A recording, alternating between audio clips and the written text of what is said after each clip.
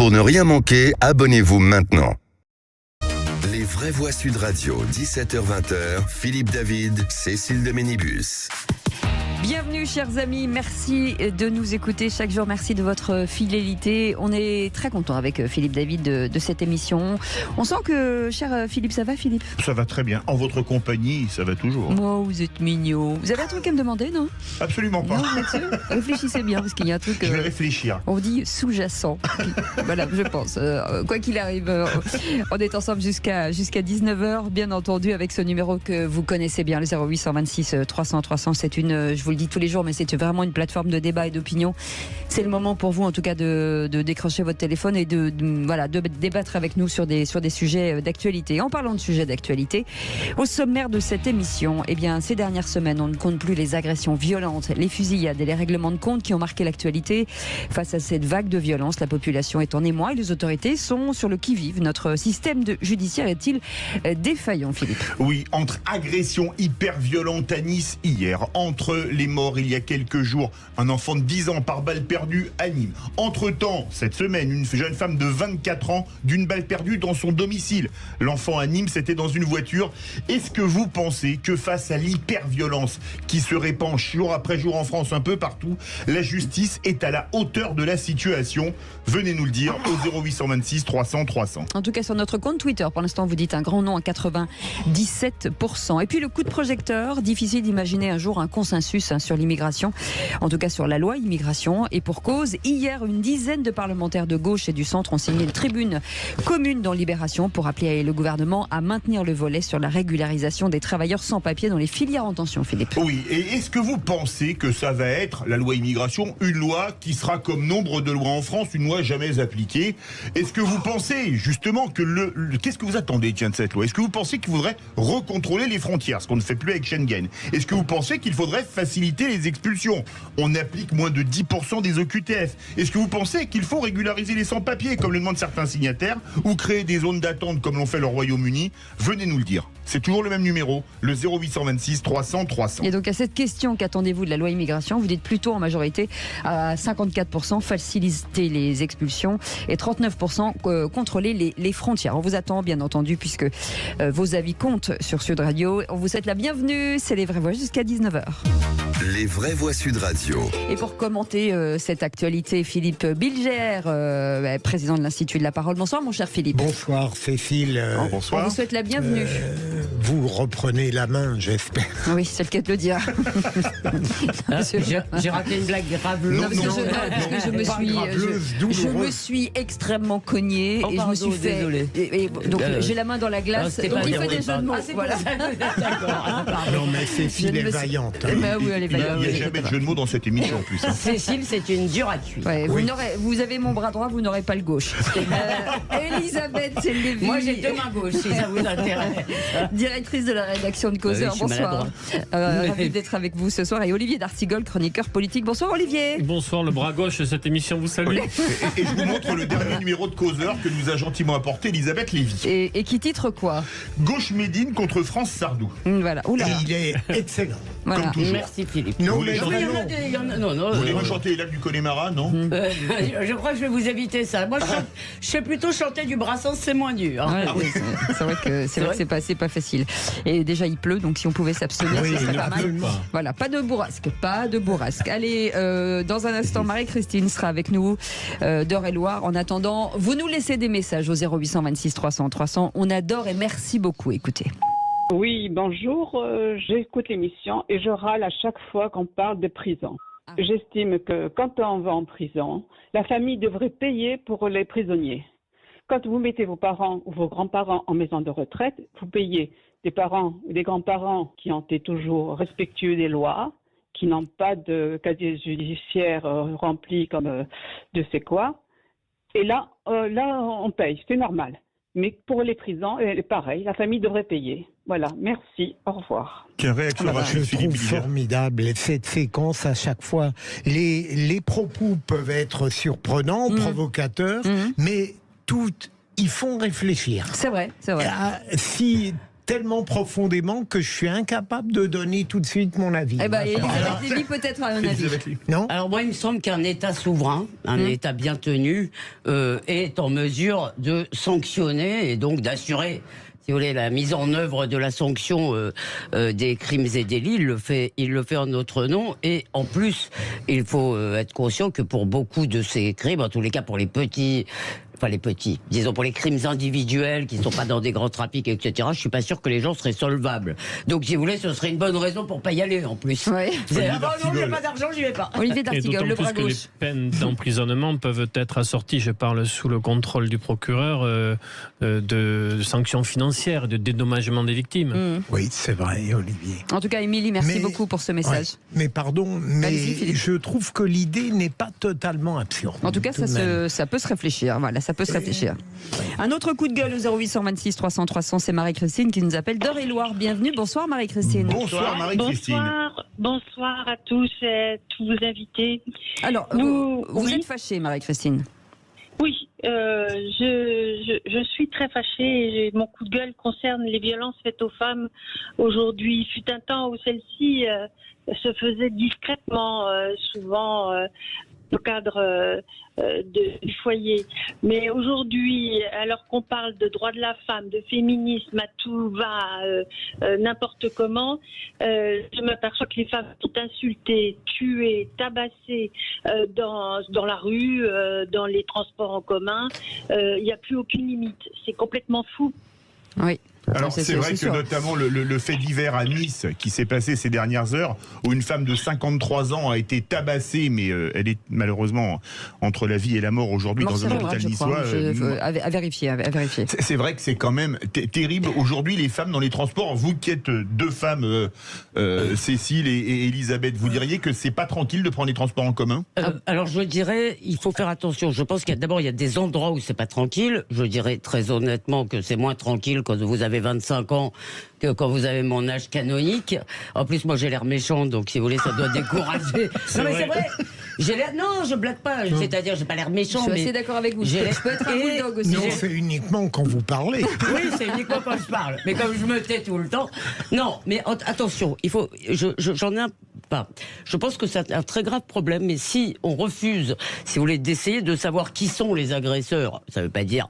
On va jamais avancer. J'en ai assez d'entendre les féministes dénoncer le machisme de l'homme blanc occidental. Je sais bien qu'il y a aussi des agresseurs partout, mais il n'empêche que le harcèlement de rue, si vous voulez, le harcèlement de rue, même les agressions dans la rue souvent, si vous voulez, ça vient quand même souvent aujourd'hui, on en a une liste comme ça de gens qui n'ont rien à faire sur le territoire français, qu'il faut quand même le dire.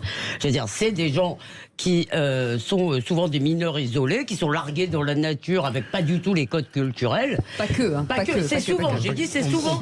Et les dernières affaires, les dernières affaires graves, c'était pratiquement tout le temps le cas. Il y a une liste vraiment impressionnante. On ne peut pas systématiquement convoquer la question migratoire sur tous les sujets, quand bien même on peut le faire sur certains. Mais si je prends uniquement cette question par le prisme des féminicides, un féminicide tous les 2 ou 3 jours, la question migratoire n'a rien à faire là-dedans. Mais bien sûr, parce que c'est ça qui vous arrange. Les féminicides. Non, c'est pas que ça m'arrange. C'est que les féminicides, c'est évidemment. Je dis que nous avons un problème concernant la société tout entière sur la violence faite aux femmes. Eh bien, moi, je refuse qu'on arrête, qu'on ne veuille pas faire de distinction. J'en ai assez, si vous voulez, qu'on accuse en bloc, si vous voulez, tout le monde. Je suis navré de vous dire, Olivier, je ne parle pas des féminicides, ça c'est encore autre chose, et c'est statistiquement, voilà. Mais malgré tout, le harcèlement de rue et ces choses-là, ça n'est pas toute la société. Ce qu'il y a d'intéressant justement dans le propos de notre invitée, Marie-Christine, c'est qu'elle dépassait le cas des féminicides proprement dit pour aborder le harcèlement de rue, les agressions qui sont périphériques. Et c'est vrai que les femmes, à l'heure actuelle, sont très souvent agressées, alors qu'on parle plus volontiers des féminicides. Marie-Christine, vous restez avec nous, c'est un excellent sujet, vous restez avec nous dans un instant. Avec Philippe Bilger, ce sera le réquisitoire, on parle de quoi avec vous, Philippe? On parle de... Citoyens juifs?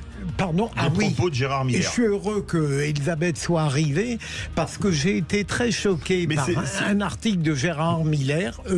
Oui. Je peux commencer le... Non, parce qu'il y a la pub avant. C'est le teasing. C'est le teasing. C'était le teasing. Un sale juif n'est pas forcément un juif qui est du côté du Rassemblement national.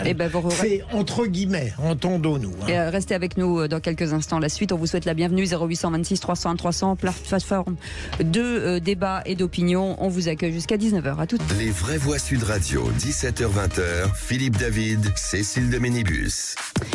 Et avec nous, chers amis, pour ces vraies voix avec Philippe David jusqu'à 19h, pour nous accompagner avec talent et brio. Philippe Bilger est avec nous, présidente de l'Institut de la Parole. Elisabeth Lévy, directrice de la rédaction de Causeur, avec en titre, Philippe. En titre, Gauche Médine contre France Sardou. Et puis Olivier D'Artigol, chroniqueur politique, et vous, au 0826 300 300. On vous souhaite la bienvenue. Les vraies voix Sud Radio, le réquisitoire du procureur. Philippe Bilger. Et c'est une tribune du psychanalyste Gérard Miller dans Le Monde qui vous fait réagir, Philippe Bilger. Absolument. Je disais tout à l'heure que j'ai été heureux de la présence d'Elisabeth Lévy parce que c'est étrange. J'ai toujours quelques scrupules à parler des Juifs comme si au fond nous étions illégitimes quand nous ne le sommes pas. Et pourtant quand j'ai lu cette tribune de Gérard Miller, qui est un homme intelligent que j'ai parfois croisé, j'ai été tout de même un peu scandalisé. Parce que si on comprend bien cette tribune, ça revient à dire qu'on est un juif indigne lorsqu'on vote pour le Rassemblement national. Alors, je sais bien qu'aujourd'hui, le Rassemblement national suscite un opprobre qui... dépasse les entreprises de dédiabolisation de Marine Le Pen. Mais j'ai parfois l'impression désagréable que même s'il devenait parfait sur l'ensemble des domaines politiques, intellectuels, moraux, on continuerait à vouloir le diaboliser. Et quand je lis ça, je me dis, mais des Juifs ont parfaitement le droit de voter pour le Rassemblement national, tout simplement parce que celui-ci, notamment, offre des protections et des sauvegardes que les autres partis ne donnent pas. Alors, j'arrête là pour aller vite. Je vous reprends avant de donner la parole. Il ne dit pas que le Rassemblement national, il dit aussi pour Reconquête et Éric Zemmour. Hein. Il met les deux dans le même sac. Hein. Qui sont qualifiés l'un de... où il y a des néo-nazis et l'autre... Voilà, c'est pour ça que c'est pas que contre le Rassemblement national. En gros, je les mettrais dans le même sac. C'est pour ça que Alors moi, je ne décolère pas depuis que j'ai lu ce texte, et d'ailleurs, j'ai commis une réponse que Le Monde ne publiera pas, donc je la publierai sur Causeur, je suppose. Donc en somme, le propos de Gérard Miller, et que Le Monde est allé chercher pour dire toutes ces bonnes choses, c'est il y a les bons juifs, ceux qui votent à gauche, ceux qui votent bien, et il y a les mauvais juifs qui votent pour... Zemmour ou Marine Le Pen qui flirtent avec le pire. Et alors il vous explique que moi, pour moi, être juif, c'est aimer Robespierre, Sartre, je ne sais pas qui. Il a juste oublié. Il dit que dans ma jeunesse, c'était ça. C'est marrant, il a oublié Mao. C'est marrant, hein, parce que lui, dans sa jeunesse, il a beaucoup aimé Mao. Ça, il ne le met pas, que dans sa jeunesse, beaucoup de juifs étaient effectivement soit Mao, soit trotskistes. Il a oublié de le dire. Ça n'apparaît pas, mais Robespierre, il l'a laissé. Et en fait, j'appelle ça le entanquisme. C'est-à-dire, il faut voter ou penser en tant que. Mes positions doivent être déterminées par le dogme que Gérard Miller énonce pour moi. Voilà ce que j'ai le droit de penser. Voilà, heureusement que je ne viens pas d'une famille de hulans. Hein, parce que vous comprenez, le entanquisme, c'est une vieille blague. Ah, ouais, d'accord. Okay. Pardon, ça a du mal à monter au cerveau. Je dis juste une dernière chose. À aucun moment, Gérard Miller ne se demande pourquoi les Juifs, aujourd'hui, ou des Juifs, beaucoup de Juifs, votent plus à droite qu'il y a 30 ans, à aucun moment. Et en fait, ce qu'ils ne voient pas, c'est que les Juifs ont suivi à peu près la même évolution que l'ensemble des Français. Et je crois que c'est ça qui l'enquiquine, c'est qu'en fait, sur le plan moins politique, etc., les Juifs sont des Français absolument comme les autres. Et ça ne lui plaît pas. Olivier D'Artigol. Je rebondis sur la dernière phrase. Moi, je ressens une quasi-overdose de ce débat public systématiquement instruit par le biais religieux. C'est-à-dire que je crois qu'il y a là une glissade quasi permanente, quel que soit le sujet, la question religieuse arrive très rapidement, première chose. Et deuxième chose, c'est surtout l'inefficacité de cette rhétorique. C'est-à-dire que Gérard Miller voudrait mener un combat efficace, et c'est son droit face à Reconquête et au Rassemblement national. La manière dont il s'y prend est totalement contre-productive, il me semble. Juste un mot, juif, c'est pas seulement une religion, c'est d'abord une origine, ce qui complique le raisonnement. Allez, tout de suite. Oui, c'est ça. En fait. Tout de suite, Félix Mathieu avec 3 mots dans l'actu. Ça le complète. Les vraies voix Sud Radio. Félix Mathieu, bonsoir. Et vos 3 mots sont botulisme, rapprochement et ascenseur. Des sardines en conserve artisanale provoquent une dizaine de cas de botulisme, une maladie neurologique grave. Une trentenaire a même succombé. Toutes les victimes avaient mangé dans le même restaurant à Bordeaux. Rapprochement russo-nord-coréen. La Russie va remporter une grande victoire en Ukraine, selon Kim Jong-un, accueilli par Vladimir Poutine sur un cosmodrome de l'Est russe. Et puis l'ascenseur émotionnel d'une Miss Nouvelle-Calédonie éphémère, couronnée il y a 3 jours. Elle est destituée aujourd'hui. Il y avait eu une erreur de comptage samedi soir. Les vraies voix Sud Radio. Les sardines en bocal de fabrication artisanale étaient proposées par un restaurant du centre-ville de Bordeaux. 12 cas recensés de botulisme, dont un mortel. Une jeune femme de 32 ans a succombé à cette rare maladie neurologique grave en rentrant chez elle en région parisienne. Son époux se trouve en soins intensifs. L'établissement est depuis fermé. Des analyses sont en cours, mais désormais, Christine Bouillot, c'est une course contre la montre qui s'est enclenchée. Oui, en effet, Félix, l'objectif pour les autorités sanitaires, c'est de retrouver au plus vite une trentaine de clients qui auraient donc consommé ces bocaux de sardines la semaine dernière, entre le 4 et le 11 septembre. Le seul problème, c'est qu'il y avait foule dans les rues bordelaises la semaine dernière, Coupe du Monde de rugby oblige, et les clients seraient sans doute également d'origine étrangère, puisqu'une des personnes qui a contracté ce botulisme se trouve par exemple à Barcelone. Alors tout est fait pour retrouver leurs traces. Les inspecteurs ont récupéré ce matin les tickets de carte bleue, les numéros de réservation et de téléphone. De plus, une alerte sanitaire mondiale et européenne a été lancée sur les autres agences de santé pour tenter de faire passer de l'information le plus largement possible. Je vous le disais, on estime entre 25 et 30 personnes qui auraient pu donc consommer ces sardines en bocaux, des bocaux artisanaux, faut bien le rappeler. Et il va falloir aller vite, Christine, pour retrouver ces personnes. Ouais, il y a urgence parce que l'infection est certes rare. On compte 25 cas par an en France seulement, mais quasiment aucun d'origine alimentaire. Et a des conséquences terribles, mortelles en seulement quelques heures. Le botulisme est une maladie provoquée par des neurotoxines qui s'attaquent au système nerveux. Ça entraîne des problèmes oculaires, des troubles de la vision, un défaut de déglutition, et une forme avancée, voire une paralysie des muscles, et notamment respiratoire, ce qui conduit à l'étouffement. C'est d'ailleurs comme ça qu'est décédée cette jeune patiente de 32 ans il y a quelques jours en région parisienne. Il faut donc une prise en charge rapide, mise sous respirateur artificiel. Il y a un traitement, un antitoxinique, c'est le stock de traitement de l'armée française. Il se trouve à Marseille, stock de l'armée parce qu'on tente de parer à une éventuelle attaque bioterroriste. Et même une fois pris en charge, les conséquences sont graves pour les malades avec un risque infectieux important. Alors, qu'est-ce qu'on sait à l'heure qu'il est de l'origine de cette intoxication, Christine ? Oui, alors c'est là que les analyses sont en cours. Elle provient évidemment de ces conserves de sardines. Il a fallu plusieurs jours pour en avoir la certitude. Ce sont des conserves maison fabriquées par ce restaurateur lui-même. Alors, il en a parfaitement le droit, mais nous dit-on du côté des autorités sanitaires qu'il n'a pas su le faire dans les règles de stérilisation adéquates. Il y a eu 9 bocaux en tout qui ont été servis. À l'intérieur, 4-5 sardines sous forme de tapas. C'est pour ça qu'on ne sait pas trop bien combien de personnes les ont consommées.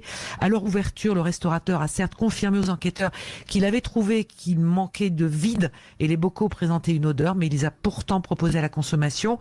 Alors aucun autre manquement n'a été constaté dans l'établissement. Lui, il est bien sûr plutôt du côté de Bordeaux, mais depuis dimanche soir, il est donc fermé sur décision du préfet. Tous les stocks ont été saisis, des analyses sont en cours. On devrait avoir des résultats vendredi dans la journée et il faut donc aller vite puisque les patients peuvent se déclarer au moins jusqu'à la fin du week-end prochain. Merci, les précisions en direct de Christine Bouillot pour Sud Radio. Ça fait froid dans le dos. Oui. Deuxième mot, rapprochement entre la Russie et la Corée du Nord. Vladimir Poutine et Kim Jong-un ont célébré l'amitié et les perspectives de coopération entre leurs deux pays depuis un cosmodrome à l'est de la Russie. Le leader nord-coréen n'a pas eu de mot assez fort pour célébrer les mérites de l'armée russe en Ukraine. Nous sommes convaincus que l'armée et le peuple russe remporteront une grande victoire dans la juste lutte pour punir les groupes groupes malveillants qui poursuivent l'hégémonie, l'expansion, l'ambition. Je viens d'avoir une discussion approfondie avec le camarade Poutine sur la situation politique et militaire dans la péninsule coréenne et en Europe, ainsi que sur la coopération stratégique et tactique. Je suis fermement convaincu que l'héroïque armée et le peuple russe hériteront brillamment de la tradition de la victoire. Le discours de Kim Jong-un en Russie, donc un programme des jours à venir, une démonstration militaire à Vladivostok ainsi qu'une visite d'usine aéronautique russe avec donc pour cette visite Vladimir Poutine et Kim Jong-un. Et troisième mot, ascenseur émotionnel, celui d'une éphémère Miss Nouvelle-Calédonie. Mathilda Lelon, 25 ans, avait été couronnée samedi soir, sauf que aujourd'hui il s'avère que l'huissière avait commis une grave erreur de comptage. You're fired. Oups, l'huissière s'est sentie bête en reconsultant ses fiches dans la nuit lorsqu'elle s'est rendue compte qu'elle avait mélangé des voix des premiers et des seconds tours de l'élection. Une regrettable erreur de comptage, reconnaît la présidente locale du comité Miss France. Destituée après 3 jours de règne, la malheureuse Miss Nouvelle-Calédonie va devoir céder son écharpe à une concurrente, Emma Grousset, 21 ans, officiellement arrivée 4e lors du comptage ce samedi soir. C'est donc cette dernière qui participera au concours Miss France en décembre prochain. Merci beaucoup. Félix Mathieu. Félix, mais la pauvre, c'est terrible. Ah, c'est terrible. Elle a gagné, elle a perdu en fait. Ce qui serait embêtant, c'est que ça nous arrive à une présidentielle. Ouais, vous voyez. On a eu ça au César. Ouais, ça commence à faire. Oui, c'est assez terrible. Oui. Absolument. Merci beaucoup, Félix Mathieu. Écoutez, dans quelques instants, face à cette vague d'agressions, de fusillades, d'affrontements sanglants qui ont marqué l'actualité ces dernières semaines, la tension monte parmi les citoyens. Les autorités, quant à elles, demeurent sur le qui-vive, cherchant des solutions. Pour en parler avec notre invité Loïc Guérin, avocat pénaliste. Bonsoir, merci d'être avec nous. Bonsoir. Petite question avant de rentrer dans ce débat. Est-ce que les actes de violence sont-ils devenus incontrôlables, maître ? C'est ce qui s'appelle les questions qu'on évite en garde à vue, ça. Oui. Les questions trop ouvertes ou trop fermées. Donc il n'y a pas de réponse, simple à votre question. Et si ça concerne le judiciaire, c'est pas la bonne question à poser au judiciaire parce que c'est pas son travail. Et ben voilà, on en parlera dans quelques instants et je vous remercie de m'avoir bâché devant la France entière. Allez, tout de suite. Bienvenue sur Sud Radio, bienvenue dans Les Vraies Voix. On est ravis de vous retrouver. C'est un bonheur à chaque fois avec Philippe David, en tout cas de vous accueillir. Vous avez toujours des questions pertinentes et des réflexions pertinentes. On a envie de les entendre. Sud Radio, parlons vrai, 0826 300 300 avec Philippe Bilger aujourd'hui. Elisabeth Lévy, directrice de la rédaction de Causeur. Olivier D'Artigol, chroniqueur politique. Et vous, bien entendu, tout de suite, le grand débat du jour. Les Vraies Voix Sud Radio, le grand débat du jour.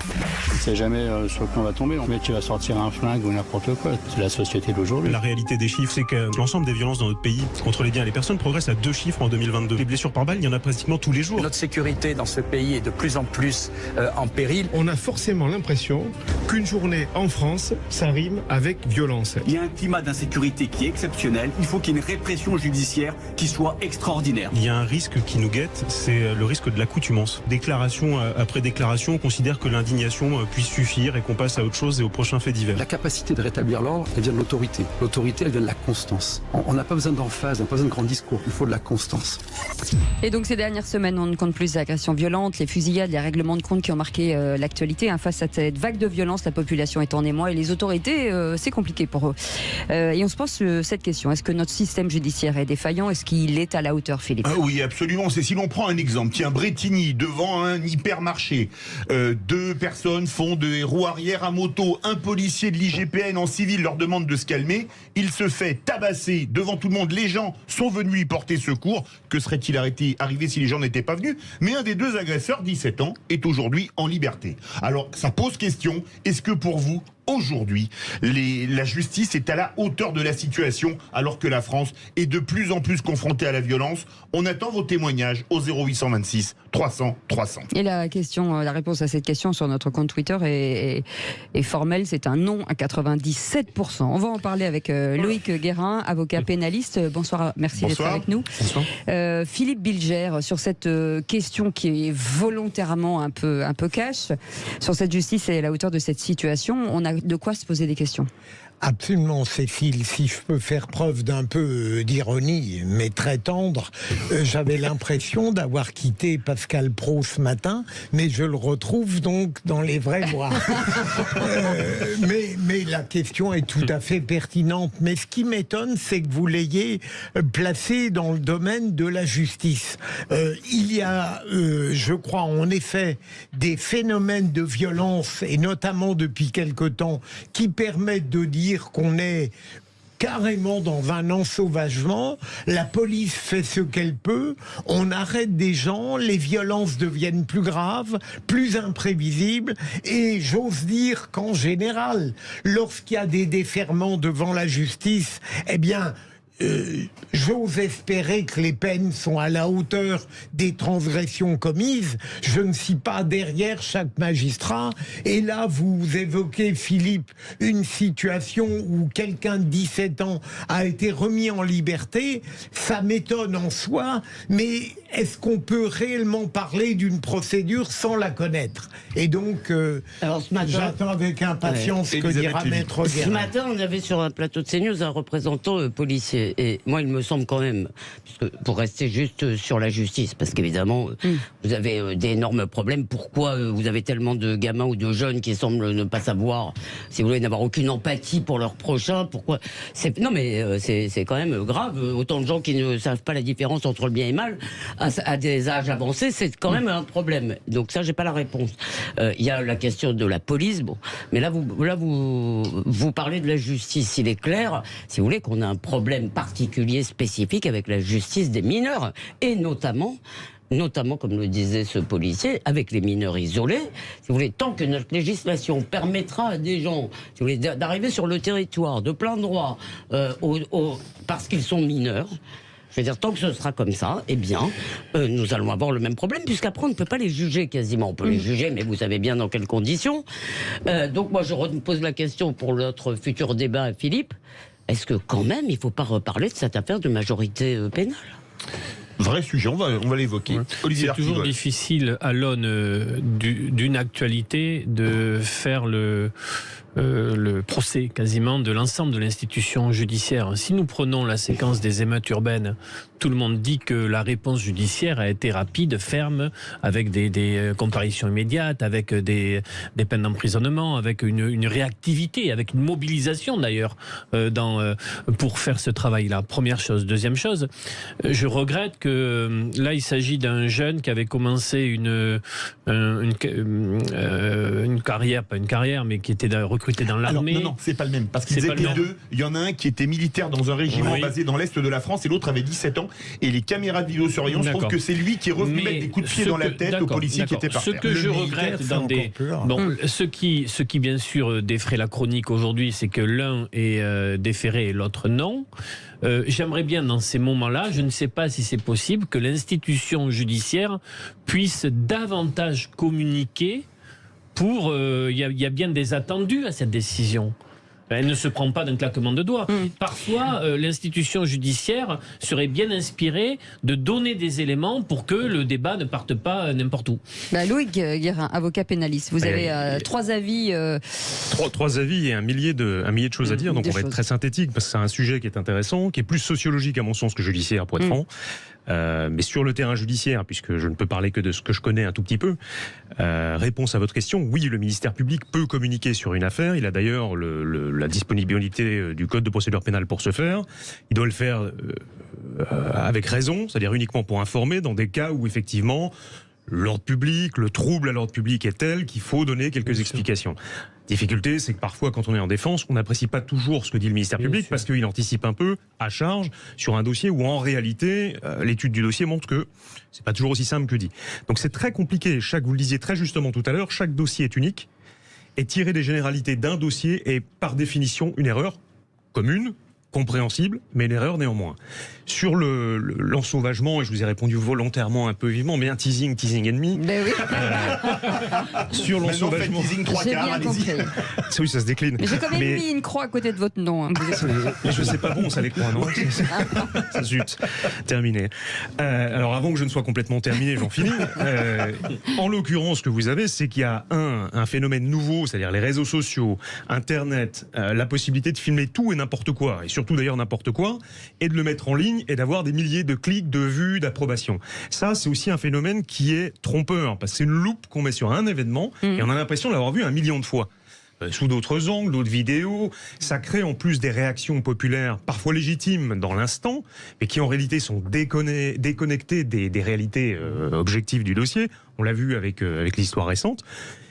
Et ça démultiplie d'une certaine manière, de manière artificielle, un événement qui, il y a 20, 30 ans, serait passé dans 3 lignes dans un journal sans créer un émoi particulier. Donc c'est très trompeur. L'appréciation qu'on peut avoir en tant que citoyen, auditeur et autres, et même parfois professionnel, est trompé par ce prisme-là. Il faut toujours garder ça à l'esprit. Mais elle compte quand les même. statistiques sont quand même un peu accablantes. Philippe. Mettre sur les réseaux sociaux, est-ce qu'elle ne montre pas d'abord le fait qu'on n'a plus peur de l'autorité?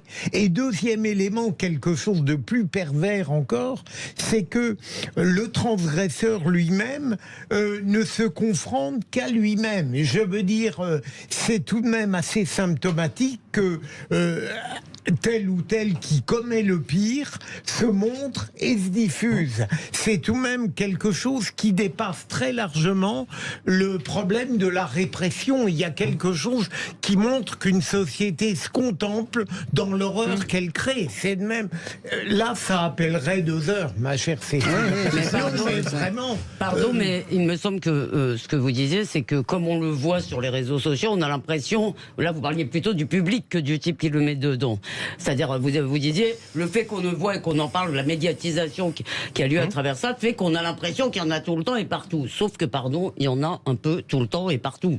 C'est ça le problème. Alors, c'est pas aussi simple que ça. Là aussi, quelqu'un disait, un homme politique bien connu, disait les statistiques, je n'y crois que quand je les fraude ou je les manipule moi-même. C'était Churchill. À chaque fois, on hésite entre Staline et Churchill, mais je pense que vous avez raison, c'est Churchill. Voilà. Il y en a peut-être un 3e. Et en matière de fraude, je pense qu'il y en a beaucoup plus que ça. Et on en a parlé tout à l'heure, qui, à mon avis, sont pas trop mal là-dedans. Mais en l'occurrence, vous avez raison et tort à la fois. Les statistiques en matière de violence grave, c'est-à-dire meurtre, homicide, sont stables. D'ailleurs, avant l'émission aujourd'hui, je me suis... Laissez-moi juste finir. Pardon. Oui, mais... Je pense que c'est pas inintéressant qu'on ait ces éléments-là. Après, vous êtes d'accord, pas d'accord, on peut en débattre. Mais ces éléments-là sont objectifs. Il n'y a pas plus de meurtres aujourd'hui qu'il n'y en a eu pendant les 20 dernières années. C'est-à-dire qu'en moyenne, on est toujours sur les mêmes chiffres. On a même eu une baisse radicale des violences ultimes, c'est-à-dire homicides et meurtres, depuis 40, 50 ans de manière à peu près constante. Il y a eu une exception dans les années 80 avec la crise économique qui a fait remonter les chiffres. Donc là-dessus, au moins, sur ce qu'on parle des actes mortels, Kalachnikov et autres. Donc quand on mélange, il faut commencer à trier avant de savoir. Donc ce qui est le plus grave est stable. La violence que vous évoquez, et vous avez raison de l'évoquer, parce que là, pour le coup, les statistiques sont moins bonnes. Je les ai pas regardées, j'ai pas eu le temps. Alors, je vous donne 2 chiffres. En 88, 40 000 agressions par an, 300 000 en 2023 pour le moment sur la tendance, c'est-à-dire une progression de 750% en 35 ans. Et quand quelqu'un est roué de coups, c'est une violence grave. On ne peut pas réserver le terme violence grave au meurtre.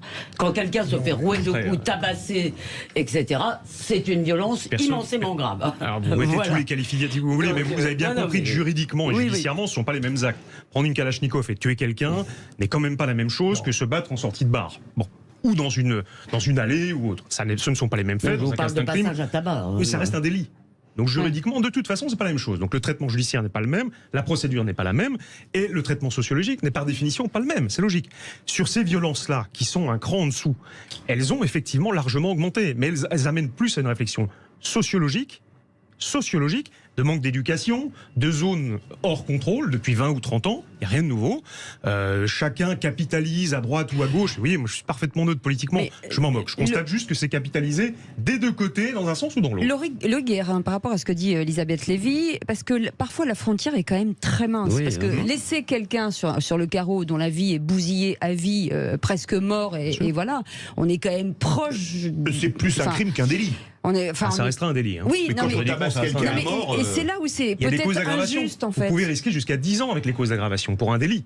Donc vous voyez qu'on n'est pas en train de parler d'une petite peine. Ce qu'on essaye de vous dire, c'est que pour les citoyens, ce qui relève de l'ensauvagement, ça n'est pas seulement les meurtres de trafiquants de drogue ou de gens qui se tuent entre eux dans des affaires criminelles. Ce sont des gens qui ont perdu absolument tout sur moi, toute empathie, et qui peuvent se livrer à des passages à tabac qu'on n'avait pas l'habitude quand même de voir avec autant de force. Et ce sont des mineurs. Et là, vous dites, c'est sociologique la question, ce sont souvent des mineurs. Souvent, pardon, mais on les suit quand même beaucoup. Mais pardon, j'ai une question.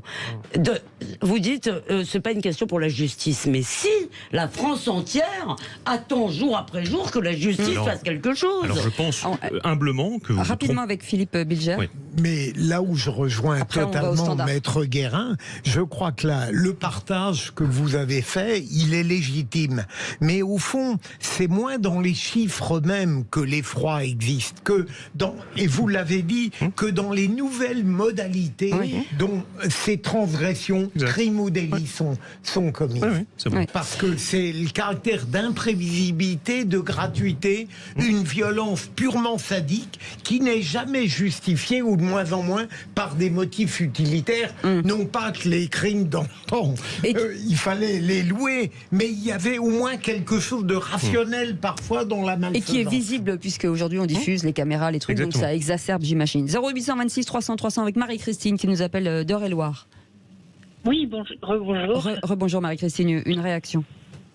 Je suis outrée de la façon dont la justice, le laxisme de la justice est invraisemblable. Alors, il y a 2 poids 2 mesures, parce qu'on est laxiste avec les voyous, bon, c'est le lieu commun ce que je vais dire, et avec les policiers, alors là, c'est une rigueur absolue, on les colle en tôle, voilà. Mais c'est hallucinant. Le monde est fou. Le monde est devenu fou. Restez avec nous, Marie-Christine, juste avant de prendre Philippe. Je respecte votre ressenti, qui doit être nourri aussi par des affaires très médiatisées. Mais le retour, bien sûr, et qui sont des épreuves et qui nous marquent, bien sûr.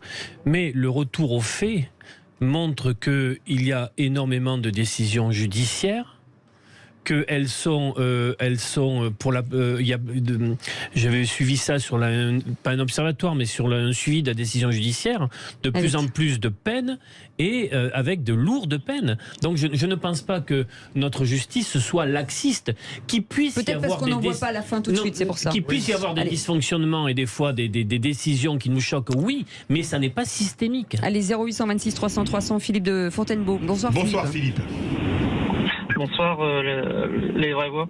Je vais faire vite parce qu'il y a du monde. Bonsoir à tous. Désolé de vous déranger. Non, mais allez-y. Je reconnais bien l'humour de Monsieur D'Artigueul. Merci. C'est la gauche aimable. Justement, c'est la gauche aimable. Mais je l'aime bien celle-là. Celle-là, je l'aime bien. Ils sont gentils. Alors pour moi, vous, allez-y, je vous ai aidé. Moi, je vais intervenir parce que sur le sujet, je suis pas avocat pénaliste et moi, je suis juste en tant que citoyen. Et moi, je pense que j'en ai marre en fait. Il faut juste se rendre compte de ce qui se passe aujourd'hui dans notre pays. J'ai entendu tout à l'heure à Nice une dame de 55 ans entre la vie et la mort parce qu'il y a un mec qui a décidé de l'agresser. Mais vous vous rendez compte? Alors maintenant, j'ai bien entendu l'avocat pénaliste. Si c'est juridique et c'est un délit, dans ce cas-là, que fait le législateur? Que font les gens pour qui moi j'ai entre guillemets voté, parce que déjà ceux qui sont au pouvoir aujourd'hui, j'ai pas voté pour eux, mais que fait le législateur? Quand est-ce qu'on va s'occuper des honnêtes citoyens qui eux respectent la loi, qui demandent qu'à vivre en paix et qu'on les protège de tous ces gens-là, de tous ces délinquants? Parce que moi, quelqu'un qui agresse quelqu'un comme ça en sortant de son magasin, ou une dame qui a rien demandé, pour qu'elle sait même pas pourquoi elle s'est fait agresser, qui risque de mourir, je suis désolé, hein. C'est pas une agression, c'est pas une rixe, hein. C'est presque une tentative de meurtre. Donc, maintenant, il faut arrêter. Hein. C'est sûr que... Mais que le législateur prenne...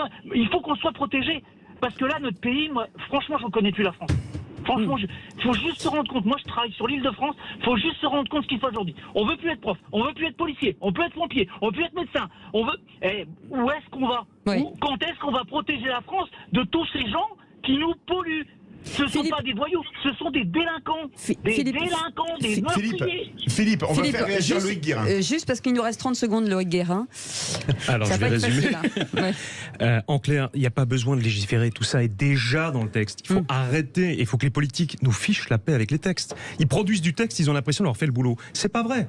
C'est pas vrai. Il faut arrêter de se droguer au texte, aux modifications du code qui devient illisible. On légifère aux faits divers. Ça sert à rien. Ce qui sert en revanche, c'est de budgétiser un peu mieux. On a une justice à la hauteur des services publics nantis. Ce qui n'est pas le cas. On a une justice de tiers-monde. Pardon, le terme est probablement plus politiquement correct, mais on a une justice de tiers-monde. Donc on a un résultat de tiers-monde. Voilà. Enfin, il y a quand même un problème spécifique de la loi. Vous ne m'avez pas répondu, mais les mineurs, ça pose un problème. La sanction des mineurs, on n'arrive pas à le faire. Allez, ce sera l'objet d'un autre débat. Vous restez avec nous. Merci beaucoup, Philippe. Merci, Marie-Christine. Vous restez avec nous dans quelques instants avec Loïc Guérin, avocat pénaliste. Et il va peut-être rester avec nous. Dans un instant, on joue, on révise ce qu'ont dit les politiques parce qu'ils en disent beaucoup. Et on revient dans un instant plus détendu. Baïonnet d'Artigol. Les vraies voix Sud Radio, 17h-20h, Philippe David, Cécile de Ménibus. Avec Philippe David, chaque jour, on va chercher, surtout Philippe, qui va chercher les petits mots, les trucs. Monsieur, madame, homme politique, femme politique, faites attention à ce que vous dites, parce que de toute façon, c'est l'œil de lynx, Philippe David. Il repère tout, il sait tout, et donc après, ça nous permet de jouer, et on vous en remercie. Tremblez. Au quiz de l'actu. Les vraies voix Sud Radio, le quiz de l'actu. Et donc, c'est Philippe Bilger, Elisabeth Lévy, Olivier d'Artigol, et nous avons gardé, mais bon, ça c'est parce que Philippe a insisté, notre Loïc Guérin, avocat pénaliste. Je facture à l'heure de toute façon. Il va falloir faire des beaux cadeaux à Cécile pour vous rattraper. Hein. Allez, qui c'est qui l'a dit avec Marie-Christine? Marie-Christine, vous répondez la première, si pas de réponse, c'est la foire d'empoigne. Marie-Christine, écoutez bien cette question. Qui c'est qui l'a dit? La réindustrialisation de la France ne se fera pas sans l'immigration. Ah oui, qui a dit ça? Non, vous ne pouvez pas jouer. Marie-Christine, une réponse? Alors là, un membre du gouvernement, mais Macron. Non, un membre du gouvernement, non. Non, c'est pas Édouard Philippe, monsieur. J'ai lu ce matin. Oui. Il est ministre. Il est ministre. Le maire? Non. Darmanin? Non. À l'industrie? Non. Oui. Bonne réponse d'Olivier d'Artigol, Roland Lescure. Et en plus, je te l'ai montré pendant l'émission. Oui, exact. Le problème, c'est que nos ministres, on les connaît plus. Alors, oui, ça c'est vrai. Alors ça, c'est un autre sujet. Deuxième question. Lui, hein. Qui c'est qui l'a dit? J'aurais bien aimé être président de la République, mais enfin, je m'en suis remis. C'est... J'entendais. Ah oui, pardon. Il l'avait dit. C'était Alain Juppé. C'est moi qui je voulais le dire, donc j'ai un point. C'est ça, oui. Non, mais ça, j'ai recompris. C'est moi qui l'ai dit. Troisième, qui c'est qui l'a dit? Marie-Christine, c'est vous qui répondez en premier. Qui c'est qui l'a dit? Bah oui, il faut le dire à Olivier d'Artigol. Pardon, Marie-Christine. Il y a beaucoup de soldats poneys menteurs à tête de chien sur le réchauffement climatique. Ah oui, je l'ai entendu. C'est pas en français en version originale. Oui. It is not in French. Pas de réponse? Biden. Bonne réponse, Joe Biden. Complètement débile. Hein. Je l'ai dit en même temps. Hein. Et vous nous faites une Philippe Bilger. Marie-Christine, je suis galant, mais je garde mon point. Mais ça, alors je crois même pas. Qui c'est qui l'a dit? Alors là, c'est pas un homme politique. La police a le feu vert pour tuer les Noirs et les Arabes. Le gouvernement ne donne plus l'impression d'avoir le contrôle sur les forces policières. Attendez. Marie-Christine. Je ne sais pas. Lajli. Ouais, bonne réponse d'Elisabeth Lévy. Lajli, le réalisateur des Misérables. Oh là là. Et dans la presse américaine. Oui, absolument. C'est fou. Allez, qui c'est qui? Non, mais c'est vicieux, hein, comme question. C'est un peu... Continue. Mais vicieux, je l'aurais pu de dire pour Philippe David, mais après, c'est pas... Oh non. Qui c'est qui l'a dit au sujet de la présidentielle 2027? J'ai une idée assez claire sur la façon dont, s'agissant de moi, les choses pourraient se passer. Marie-Christine. Décidément, je suis nulle aujourd'hui. Non. Allez, Édouard. Il a dit Édouard d'abord. Et puis je pouvais le dire. Non, il a dit Édouard avant. Il a dit Édouard Philippe. Mais tu avais des raisons de le savoir. Qui c'est qui l'a dit? Régulariser les sans-papiers, c'est ouvrir une voie d'immigration supplémentaire. Marie-Christine. Zemmour? Non. Retailleau? Non. Ciotti? Non. Marley? Non. Le Pen? Non. Bardella? Lisnard, non. Loïc Guérin? Non. Zemmour? Non. Il est porte-parole. Et vice-président de l'Assemblée nationale. Vous l'oubliez toujours. Bonne réponse d'Olivier C'est d'Artigol. vrai qu'on l'oublie. Sébastien Chenu. Et donc au niveau des points, Philippe. Au niveau des points, 2 points pour Olivier d'Artigol, 2 points pour Philippe Bilger, 1 point pour Elisabeth Lévy, tandis que Marie-Christine et Loïc Guérin sont Fanny.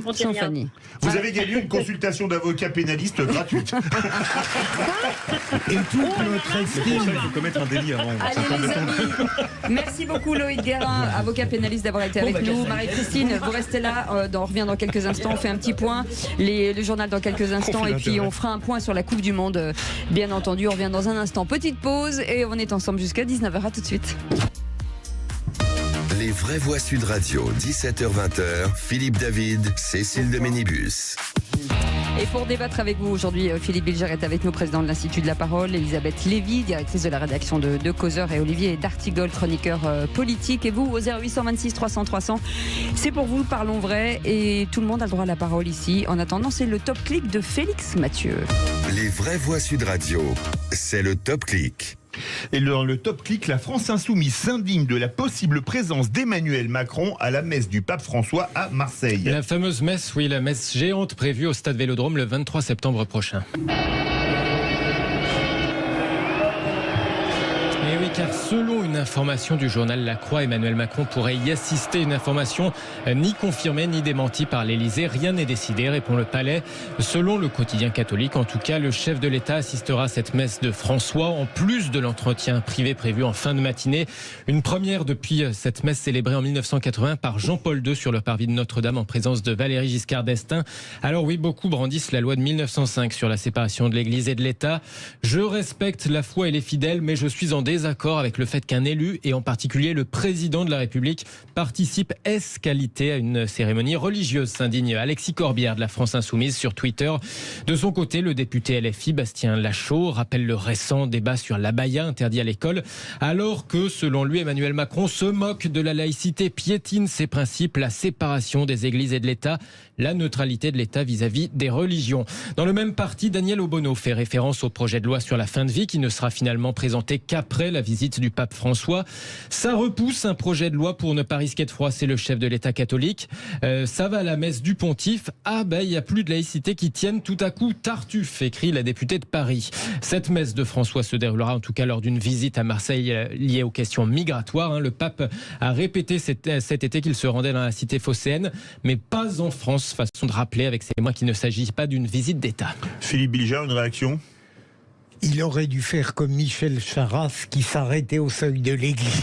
Oui, qui avait gardé aux obsèques de François Mitterrand Baltique le chien devant l'église. Moi je suis partagée parce que d'un côté le catholicisme c'est pas une religion. En France c'est le substrat culturel de la France, si vous voulez. C'est pas n'importe quelle religion parmi d'autres et c'est pas seulement une religion, c'est une culture. C'est disons Mais d'un autre côté, si vous voulez, comme les gens comprennent rien et que ça donne si vous voulez, ils donnent de quoi se faire battre par ces nigauds de LFI qui racontent n'importe quoi sur la laïcité, la baya. Et il n'y a évidemment aucun rapport. C'est pas une école, c'est pas bon. Donc, je suis partagée parce que je pense qu'il devrait pouvoir le faire, mais je pense que dans la période actuelle, et vu que les gens comprennent rien, vont peut-être mieux s'abstenir. Mais je suis pas sûr. Ce n'est pas une visite d'État, c'est important de le préciser. François vient aussi parler de la question des migrants. Vous l'appelez François, vous ? Oui. J'aime bien le pape François. D'accord. Ouais. Alors j'ai dit donc François. Vous l'appelez François, d'accord. Oui, le pape François, si vous voulez. Il va parler de sujets sur lesquels il s'est déjà positionné avec une voix assez forte concernant les migrants. Pour le coup, par-delà le climat actuel dans notre pays, je pense que la place du président de la République, par rapport à l'idée qu'on se fait de notre République et de cette fonction, ne doit pas assister à la messe. Autre sujet, autre sujet, le discours sur l'état de l'Union de la présidente de la Commission européenne. Oui, c'était ce matin l'occasion de défendre une concurrence libre et non faussée. Pressée par la France, Ursula von der Leyen annonce l'ouverture d'une enquête sur les subventions chinoises aux voitures électriques. Un geste salué par les constructeurs de l'Union européenne qui dénoncent une concurrence déloyale. Dans ce discours aux allures de bilan de sa présidence aussi, elle défend le choix du libre-échange de manière générale sur le plan commercial. À ce jour, nous avons conclu de nouveaux accords de libre-échange avec le Chili, la Nouvelle-Zélande, le Kenya. Nous devrions nous efforcer de conclure des accords avec l'Australie, le Mexique et le Mercosur d'ici la fin de l'année. Et peu après avec l'Inde et l'Indonésie. Un commerce intelligent est source d'emplois, de qualité et de prospérité, selon les mots d'Ursula von der Leyen. Oui, mon cher Félix, et moi j'ai envie de lui répondre, liebe Frau von der Leyen, chère Madame von der Leyen, magnifique votre discours sur le libre-échange.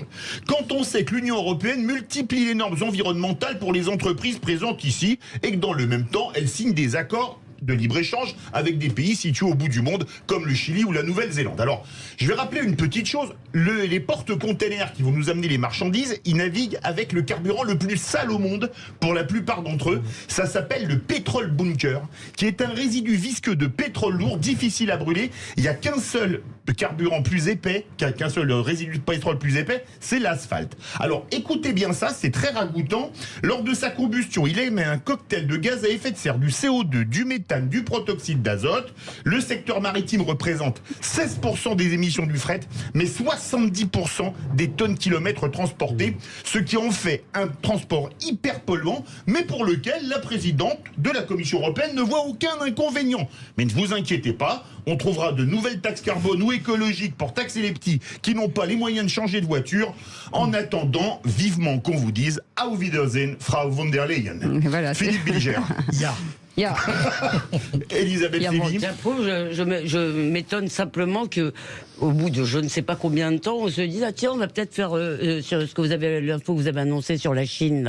Oui, les voitures. Sur les voitures, voilà. L'ouverture d'une enquête sur la Chine et ses subventions chinoises. Au lieu d'enquiquiner en permanence les entreprises européennes, on va peut-être, et françaises d'ailleurs notamment, on va peut-être aller regarder. Non mais c'est extraordinaire. Mais Philippe David a mis non pas la plume mais le micro dans la plaie concernant ces containers. Absolument. Et ces monstres sur les océans qui polluent à hauteur de ce que vous venez de rappeler et qui organisent aussi une dérégulation et la mise... Dumping social. Oui, dumping social, environnemental avec nous, les normes qui pèsent sur le monde paysan. Allez, vous restez avec nous dans quelques instants, le tour de table de l'actu des vraies voix. Philippe Bilger, on parle de quoi avec vous? Eh bien, si Sacha Houlier n'existait pas, les Républicains l'inventeraient. Ah, Olivier d'Artigol, on parle de quoi? De la CIVIS, c'est la commission indépendante sur l'inceste et les violences sexuelles faites aux enfants qui font un énorme travail. Le rapport sera dans 2 mois et on souhaite qu'ils puissent continuer leur travail. Vous n'aurez plus la parole après. Elisabeth Lévy. L'homme meurt en Bermuda. Oui. Et je voudrais vous parler du surtourisme. L'homme meurt en Bermuda, c'est de Philippe Muret.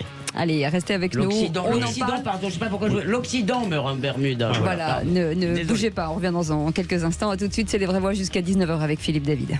On vous souhaite la bienvenue dans Les Vraies Voix. On est ravis de vous retrouver comme tous les jours. Philippe Bilger est avec nous, Elisabeth Lévy, directrice de la rédaction de Causeur, Olivier Artigol, chroniqueur politique, et vous au 0800 26 300 300 avec cette question, Philippe, que l'on vous pose dans quelques instants. On va la retrouver parce que il y a beaucoup de tweets. Il y a beaucoup de questions et beaucoup de tweets. Le coup de projecteur des VV, qu'attendez-vous de la loi immigration? Contrôler les frontières, faciliter les expulsions, régulariser les sans-papiers ou créer des zones d'attente? Voilà, pour l'instant, vous dites contrôler les frontières et faciliter l'expulsion.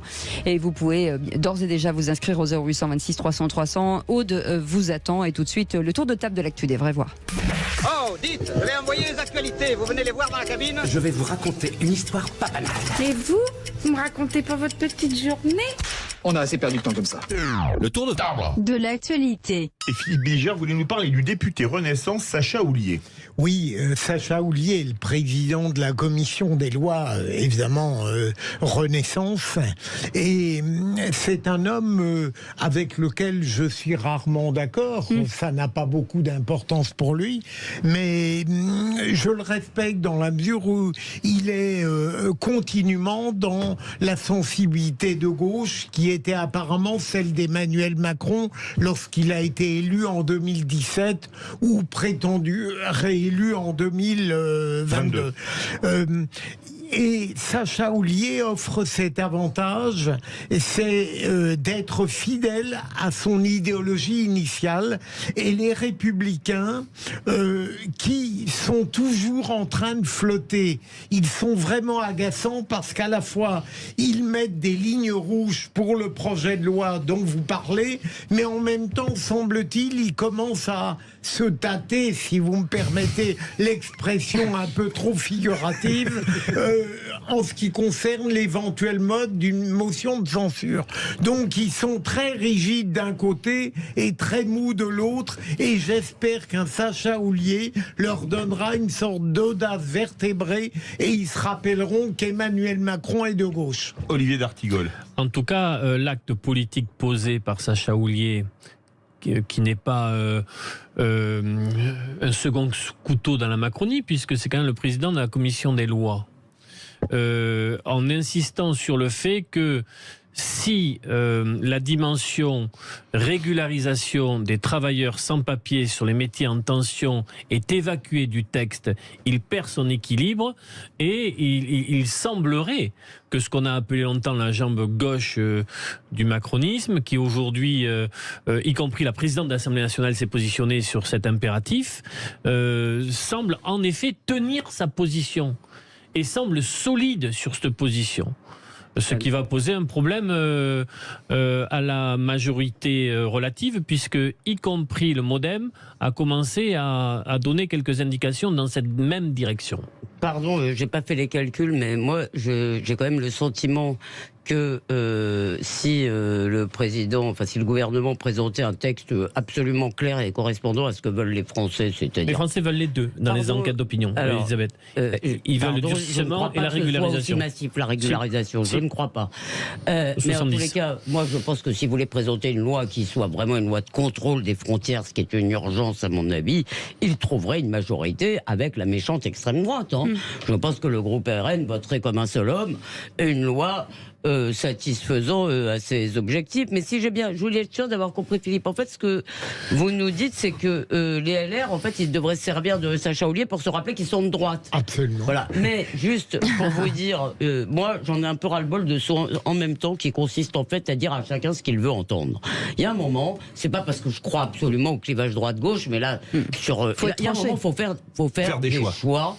Et cette façon de faire, par exemple, sur l'école, si vous voulez, ou sur devient vraiment plus possible et inaudible. Voilà. Oui, Elisabeth Lévy, puisque vous êtes avec nous, vous nous emmenez... Non, mais comme je suis trop bavarde, il vaut mieux que je le fasse après. Non, c'est juste pour préserver le... Parce que je suis trop bavarde, vous savez bien. Donc... non, ça m'étonnerait, c'est pas du tout votre genre. Non, pas du tout, ça se saurait. Pas d'Elisabeth Lévy. Pas du tout, mais jamais de la vie, on n'oserait pas. Je me connais, voilà. Je suis prudente. Nous aussi, on vous connaît. Olivier d'Artigol. Je veux parler rapidement de la Civis. C'est la commission donc indépendante sur l'inceste et les violences sexuelles faites aux enfants. Elle a été installée en janvier 2021. Elle a réalisé d'ores et déjà un énorme travail, puisqu'elle a recueilli 25 000 témoignages, s'attaquant à un triple silence. Le silence qui peut exister, bien sûr, par les victimes elles-mêmes, le silence dans les familles, l'omerta, mais aussi le silence parfois dans la société. Donc 25 000 témoignages, avec des chiffres qui tombent et qui sont très durs, mais c'est la réalité. 160 000 enfants par an, et c'est une fourchette basse, seraient victimes de ces violences sexuelles, avec 80% des agressions dans le milieu familial. Il y a quelqu'un que je suis beaucoup dans ses interventions, c'est Édouard Durand, qui est un magistrat spécialiste sur la protection de l'enfance. Donc il y a vraiment quelque chose de fort qui est engagé. La Civis va rendre son rapport au mois de novembre sur 2 axes. D'abord, bien évidemment, un constat, le recueil des témoignages. Donc ce phénomène de ce qu'il y a dans notre société sur ce sujet, mais aussi des recommandations, des préconisations pour améliorer nos politiques publiques. Et on voudrait que ce travail de la Civis puisse continuer, alors que le gouvernement aujourd'hui souffle le chaud et le froid sur la poursuite de ce travail de cette commission indépendante. Surtout que dire à la Civis c'est terminé, c'est aussi dire aux victimes maintenant on n'a plus besoin de votre parole. Elisabeth Lévy. Oui, ce qu'on a du mal à comprendre, je connais pas le sujet, mais en écoutant, ce qu'on a du mal à comprendre, c'est pourquoi cette volonté de ne pas poursuivre, alors que là, pour le coup, il y a quelque chose qui devrait être consensuel. Je suppose qu'il n'y a personne. On ne peut être que contre l'inceste, évidemment. Non, mais c'est pas seulement ça. On ne peut être que pour qu'il soit le mieux possible pris en charge, que les victimes soient protégées, etc. Donc, je comprends pas très bien pourquoi il y a une polémique pourquoi qui ça pourrait. Flotte, la décision, oui. Philippe Bilger. Non, mais. Il y a des évidences si bien dites qu'en réalité, on n'a rien à ajouter, ce qui éventuellement permet de gagner du temps si on était en retard. Eh bien, on a une certitude, c'est qu'Olivier d'Artigol est moins bavard qu'Elisabeth Lévy. C'est ça. Et donc, j'en profite sérieusement pour rappeler que le numéro, c'est le 112, si vous voulez témoigner, bien entendu, dans quelques instants. 119. 112 et 119, ouais. Les deux sont possibles. Dans un instant, le tour de table de l'actu des vraies voix, puis on reviendra sur la loi immigration à 18h40. Est-ce que finalement, qu'attendez-vous de cette loi? Est-ce que c'est le contrôle aux frontières, faciliter les expulsions, régulariser les sans-papiers ou créer une zone d'attente avant qu'ils ne rentrent dans le pays? Et ben, vous nous répondez, on vous attend au standard, on est ensemble jusqu'à 19h. Les vraies voix Sud Radio, 17h-20h, Philippe David, Cécile de Ménibus. C'est les vraies voix avec Philippe David jusqu'à 19h. Vous avez demandé Philippe Bilger, ça tombe bien, il est là. Vous avez demandé Elisabeth Lévy, ça tombe bien, elle est là. Et vous avez demandé Olivier d'Artigol, ça tombe bien, il est là aussi. Et vous, au 0826 300 300. Et on revenait sur l'actu, finalement, le tour de table de l'actu des vraies voix. Et on va passer à vous, Elisabeth. Oui, moi j'avais demandé Georges Clooney, mais tout le monde s'en fout de ce que je demande. Il arrive, voilà. Vous inquiétez pas, il arrive. Non, je voulais parler de ce qu'on appelle, avec un mot que j'aime pas beaucoup, le surtourisme, et moi j'appelle ça le désastre, la catastrophe du tourisme de masse, si vous voulez, les sites, les magnifiques sites dont l'humanité offre. À tous ces visiteurs, arrêtez de faire des idiots à côté de moi, j'arrive pas à me concentrer. Donc tous ces magnifiques sites on peut en citer dans le monde entier, encore le Taj Mahal, Venise, etc. Ils sont tous menacés, si vous voulez, par le tourisme de masse. Pourquoi? Parce qu'ils n'ont pas été conçus, ni Versailles, ni Notre-Dame, ni rien n'a été conçu pour accueillir des autocars qui font trembler les pavés et des centaines ou des milliers de touristes qui défilent tout le temps. Donc ces sites s'abîment, confère ce qui s'est passé à Notre-Dame.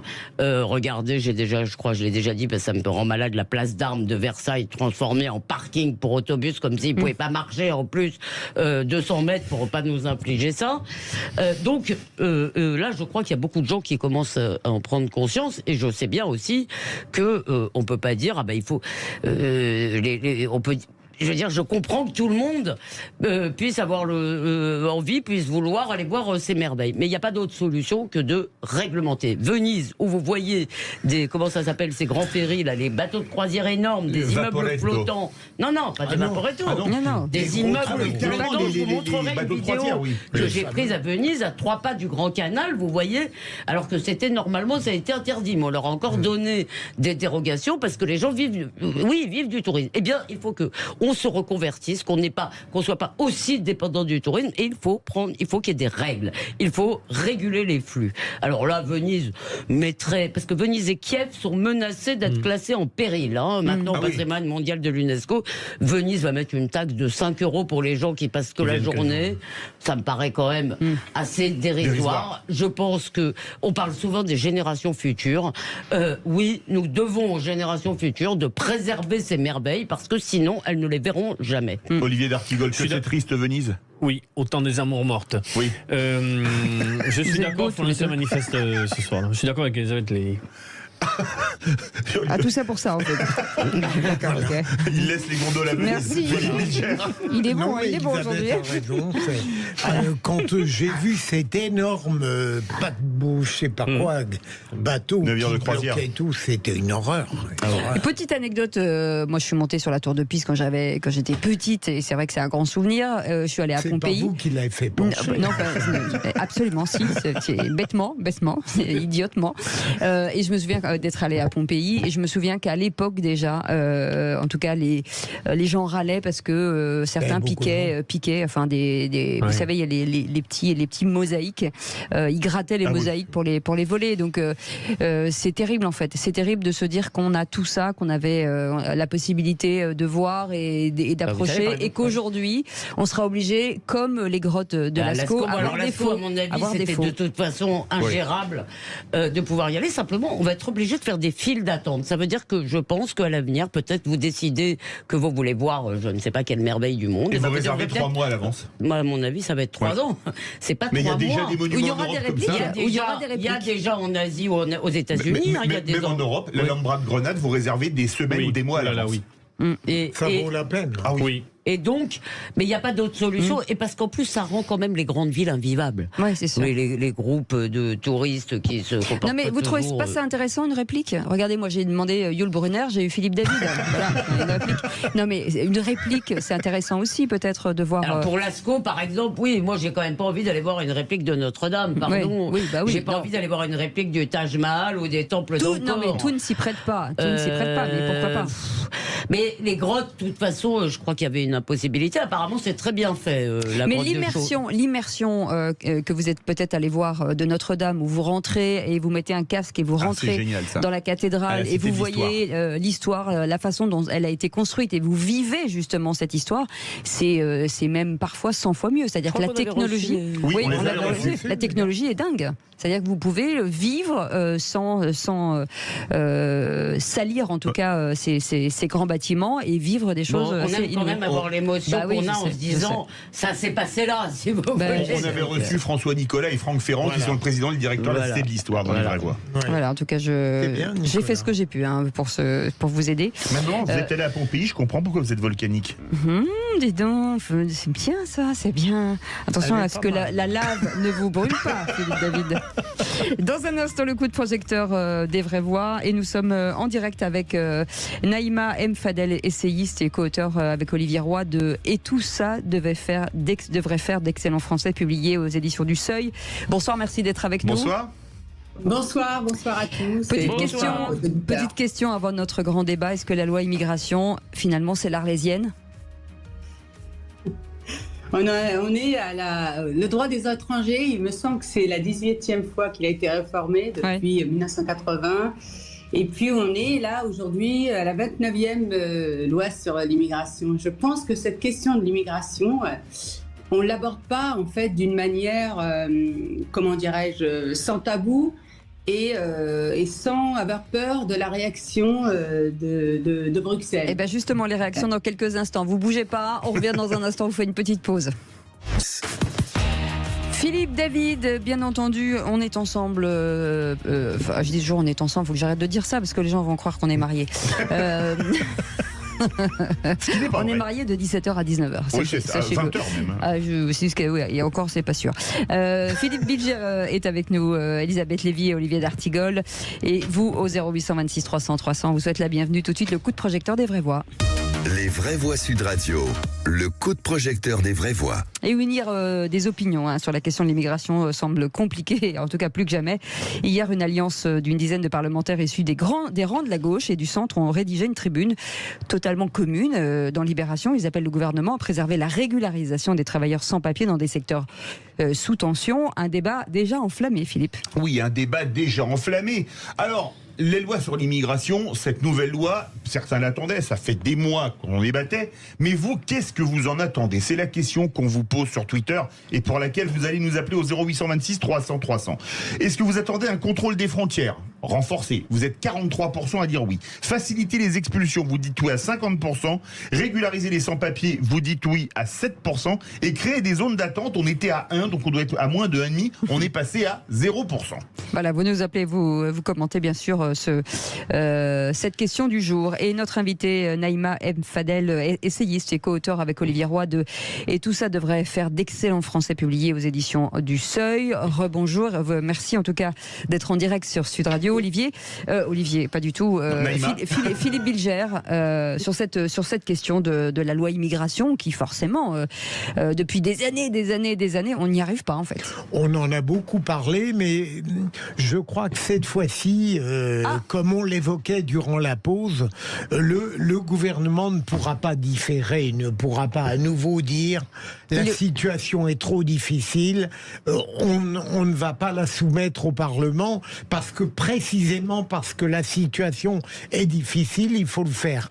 Alors, au regard de la question de Sud Radio, je suis partisan, si j'ai bien entendu, des 2 premiers points et du 4e. Oui. Le 3e, évidemment, ne me paraît pas pertinent et je termine là-dessus. Donc, qu'on le sache, pour ceux qui nous écoutent, vous êtes pour le contrôle des frontières, faciliter les expulsions, régulariser les papiers, les sans-papiers, mais créer une zone d'attente. Voilà, c'est ça. Et en fait, je me demande si l'idée de certains de devoir d'exclure du projet de loi la régularisation des milieux en tension, des métiers en tension ne pourrait pas donner une forme de cohérence, parce qu'à l'heure actuelle, il y a tout sur le plan de la répression, et avec cette étincelle laxiste qui peut faire perdre au projet son équilibre. Sur cet article 3, qui est la régularisation des travailleurs sans papier dans les métiers en tension, et j'ai souvenir de l'engagement de notre pays pendant la crise sanitaire sur la France d'après, et ce qu'il faudrait changer. Est-ce qu'on ne pourrait pas quand même se mettre tous d'accord sur une idée ? Ces travailleurs, sur des métiers pénibles mais essentiels, les personnes qui nettoient les bureaux au petit matin, ceux qui sont dans le BTP, ceux qui sont dans l'aide aux personnes ou dans d'autres métiers, qui sont donc sans papier, mais qui parfois travaillent dans ces métiers depuis 5-10 ans. Est-ce qu'on ne pourrait pas régler enfin cette question-là ? Pour après prendre toute notre énergie possible concernant les frontières, concernant le regroupement familial, concernant tout ce que vous voulez, je vois à peu près les sujets. Mais est-ce qu'on ne pourrait pas le faire ? Ceux qui me disent ça va être une voix, un appel d'air, mais nous parlons de personnes qui sont là depuis des années et qui ont participé à l'économie de notre pays. Pourquoi on ne le règle pas, ça ? Juste Elisabeth Lévy, Naïma, bougez pas. Peut-être pour les personnes qui sont là vraiment depuis longtemps, simplement comme vous le savez, si vous voulez, ça pèse de toute façon, ça pèse à la baisse sur les salaires. Et le problème, c'est qu'il faut aussi inciter les gens qui sont là en situation régulière ou qui sont français il faut trouver des incitations, si vous voulez, pour qu'ils aillent travailler, même dans des emplois qui ne sont pas absolument mirifiques. Moi, je crois quand même que c'est une urgence, la question migratoire, et que c'est pas une question économique, c'est une question culturelle, c'est une question de cohésion, d'homogénéité culturelle de notre pays. Faire venir des gens qui n'ont absolument pas nos codes, qui n'ont pas la même vision des rapports entre les hommes et les femmes, qui ne veulent pas d'ailleurs adopter nos mœurs et qu'on n'a pas les moyens en fait d'assimiler, c'est en train de détruire ce pays. Donc moi je pense qu'il manque quelque chose dans ce projet de loi. Je pense que c'est vital pour notre pays. Moi, je crois vraiment qu'il y a un grand remplacement culturel qui est en train de se produire. Il manque quelque chose il faut couper les pompes aspirantes. Tant qu'il y aura un régime, si vous voulez, très favorable pour les gens qui sont en situation irrégulière, ils viendront. Voilà. Naïma M. Fadel, ça y est, vous avez le tour de table de nos vraies voix, une réaction. D'accord, merci. Bon, déjà, la première des choses, et ça, je suis certaine que le gouvernement ne voudra absolument pas revenir dessus, c'est qu'on ne pourra rien faire si on ne supprime pas, si on ne revient pas sur la circulaire Valls, qui en fait a supprimé le délit de clandestinité et a répondu à l'injonction de l'Europe, notamment le droit d'entrée et d'installation, avec tout ce que ça entraîne, c'est-à-dire l'obligation d'héberger et de nourrir ces personnes. Ce qui fait qu'aujourd'hui, il y a une forte pression sur les centres d'hébergement, sur le logement social, et il faut savoir aussi qu'on réquisitionne des gymnases et des hôtels, ce qui pose des gros problèmes. Il faut savoir aussi qu'aujourd'hui, notamment l'Île-de-France, beaucoup venaient sur l'Île-de-France et voulaient rester sur l'Île-de-France. On a des difficultés dans le cadre des JO, puisque aujourd'hui, les hôteliers souhaitent récupérer leurs chambres d'hôtel pour les rénover pour les JO. Donc on a un problème parce qu'ils sont en train d'être, ces personnes-là, réparties, notamment, ça a commencé depuis quelques mois, réparties notamment en province, ce qui peut poser aussi des difficultés en termes d'accueil et surtout de services. Concernant ce que disait Olivier, moi, bien sûr, on est d'accord sur ce qu'il vient de dire. Il faut ceux qui travaillent les régulariser, sauf que ceux qui ont travaillé pendant le Covid ont été régularisés. Rappelez-vous, il y en a même certains à qui on a donné la nationalité française. Je rappelle aussi que depuis 1981, le président Mitterrand, quand il y avait des clandestins, a quand même régularisé 130 000 personnes. Ensuite, Lionel Jospin, je crois que c'était en 1997, 80 000, et même sous Nicolas Sarkozy, il y a eu des régularisations. Donc le problème qui se trouve, c'est que est-ce qu'on est en capacité aujourd'hui, et c'est la question que s'est posée aussi le Danemark, d'accueillir toutes ces personnes et de pouvoir, notamment notre système social résorbé, parce que ces personnes-là, on sait qu'il y en a beaucoup qui ne travaillent pas et qui ne travailleront pas. Il faut arrêter de croire qu'une personne qui arrive, c'est égal l'occupation de la métier en pension. Et puis, je voudrais aussi soulever quelque chose de très important, c'est la question du chômage de nos jeunes issus de la 2e, 3e génération, et aussi les personnes étrangères qui sont là depuis toujours, qui ont des cartes de séjour de plus de 10 ans renouvelables, et qui sont aussi au chômage. Voilà, Jackie Bordage nous dit, nous avons dépassé la limite d'accueil qui permet de s'occuper avec humanité de l'immigration. Nous créons des SDF, des délinquants de services, narcotrafiquants, et j'en passe. Quand vous entendez ça, Olivier d'Artigol, est-ce que vous êtes d'accord? Est-ce que finalement, on ne sait pas s'en occuper? Le seuil de tolérance est dépassé, comme disait François Mitterrand il y a 35 ans. Je suis d'accord pour une politique migratoire. Je suis d'accord pour une politique migratoire. Je pense d'ailleurs que si la gauche veut reconstruire une crédibilité et représenter une alternative, elle doit se coltiner cette question-là et pas la mettre sous le tapis. Première chose. Vu les données démographiques et le vieillissement en accéléré de notre population, je pense toujours que l'immigration, avec un contrôle de cette politique d'immigration, peut apporter à notre pays. Voilà. Je sais très bien que ça peut être contesté.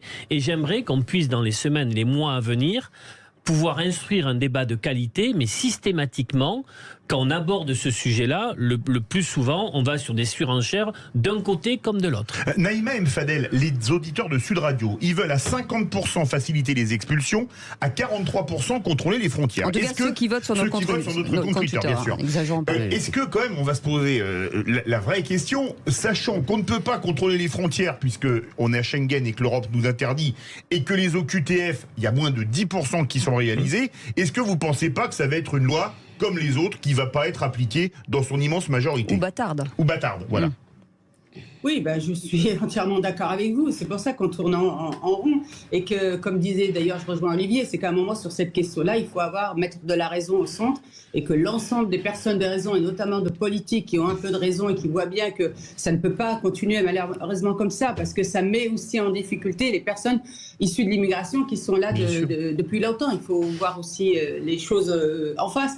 Concernant les EQTF, on ne peut pas. C'est impossible. Parce qu'en plus, comme je vous l'ai dit tout à l'heure, le fait d'avoir supprimé le délit de clandestinité.